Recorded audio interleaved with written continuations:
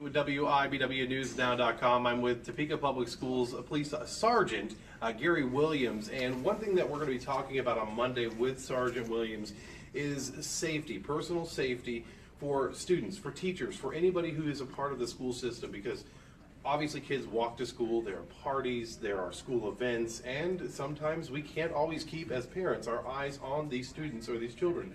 So Sergeant Williams has come up with some plans and some ideas to help keep you safe, and there are going to be some tips that he's going to give on Monday about what you can do just to stay safe overall. We're going to kind of give you examples of some of the personal safety if you are in a situation where it may become physical. So that this is a last resort, and you talked about this a little bit.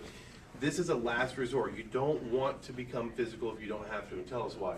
Well, we don't want to get physical simply because sometimes the law might not require that, and you might not have the legal authority to strike somebody without provocation. So we want to always maintain our physical techniques for the absolute last resort. But if you do find yourself in a situation that you have to use physical techniques, I have a few techniques, a couple standing and then one on the ground that I would like to demonstrate that will hopefully help keep you safe. So if you want to see me kind of get hurt, I'm not going to get hurt. This is all professional. He's just going to give examples, but there's always that risk. So don't try this at home with your friends or anything like that. We got to get the disclaimer. But this is mainly just to give you an idea, because this actually works for everybody. For anybody out there for personal safety, maybe along the lines of you are at an event yourself. But we want to just give you some ideas. So what are we going to do first? Okay. The first thing that I'm going to do is I'm going to have my hand down here. My offhand is going to be up to kind of protect my face in case that you strike me. But this hand is going to come down here. And this hand right here, I want to, as I'm talking to you, maybe I'm telling you to stop. If you reach out and maybe you're going to grab me or something here. So if you start to reach out to grab me, and I've got my hand up here, this hand drops down. I'm going to turn my hips and I'm going to smack right into my face with an open hand. Okay. And it's going to be kind of under the eye level, so I'm not going to strike you, but I'm going to go a little faster. Okay?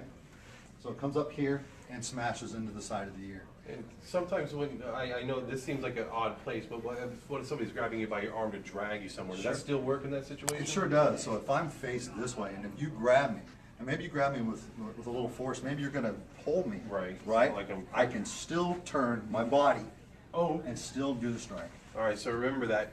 Turn your body, get some force behind it. If somebody's grabbing you, trying to drag you along, put some force behind it. So again, and why is that? Why do you want to go for the side of the face instead of maybe straight on? Well, the equilibrium, right? We want to basically make this person see stars. We want them to feel a little bit dizzy after the strike, and that gives us an opportunity to run away.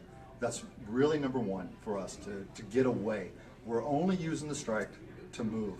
And that's the number one thing we can do. We're not looking to fight. This isn't a fight.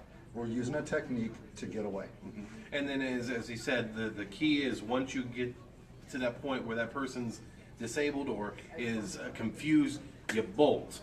And then you start, something you said earlier, and this is one of the tips, is when you do get away and you do need somebody if you need to shout for help, if you maybe dropped your phone because of the physical altercation, you gave a really good tip. What is that? We want to yell fire.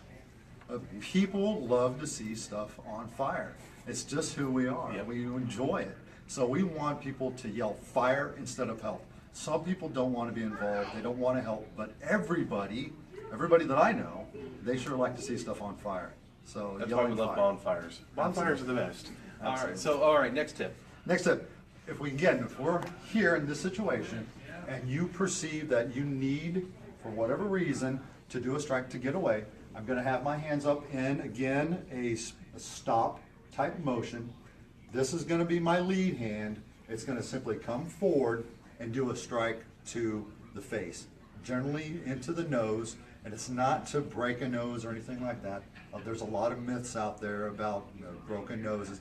It's really just to get somebody's eyes to water, to get them to close their eyes, and again, give you an opportunity to escape the area. That distraction, so if when their eyes are closed, they're like, oh man, that hurts, you're able to bolt and yell fire and get help or call somebody for help, especially 911, okay?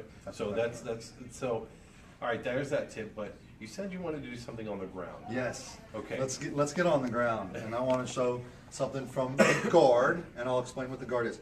So instead of just like saying that somebody is between your legs, we use this anytime somebody is between your legs, that is the guard position.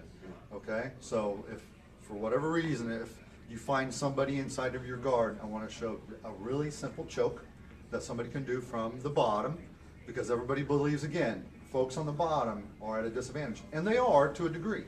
But I'm going to show one collar choke, especially wearing kind of a collared shirt, that is really super effective. Okay. So, Now, where do you need me? right down here, All right.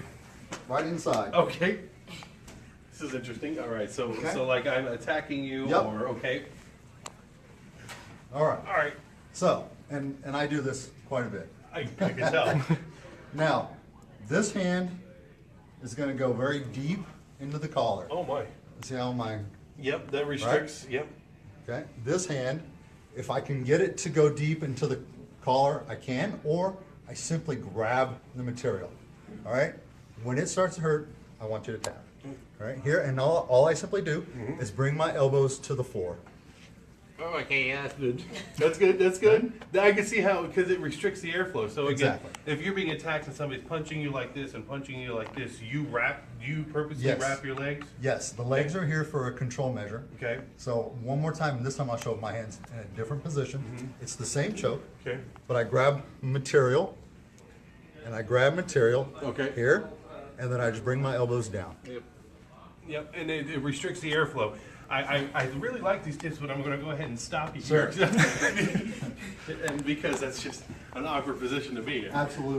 But this is interesting because I've always heard about, grabbing, use stuff to your advantage, like, again, the clothing. Because that way you can get a better grip instead of just trying to choke them with your hands. They can break away from that pretty easily.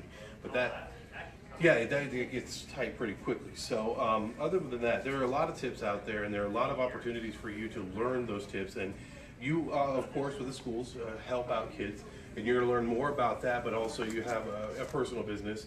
And just really quickly, for the person, if anybody wants self-defense in person, like an adult or a group or organization, how do they get a hold of you? They can check my personal website at firedefensive.com, and they can look at classes there.